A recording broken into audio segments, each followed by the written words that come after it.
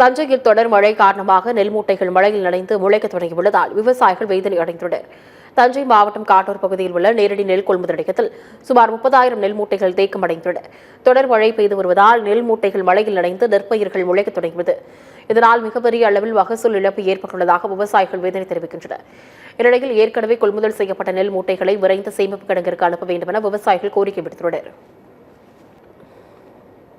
நான் ஒரு 5 ஏக்கர் இது பண்ணி வச்சிருக்கிறேன், சாகுபடி பண்ணி வச்சிருக்கிறேன். இன்னும் நிறையா எனக்கு வீணாகி போய் அங்கே கிடக்கு. மழை பெஞ்சிட்டு இருக்கிறதுனால எல்லாம் முளைச்சி போயிருக்கு சார்.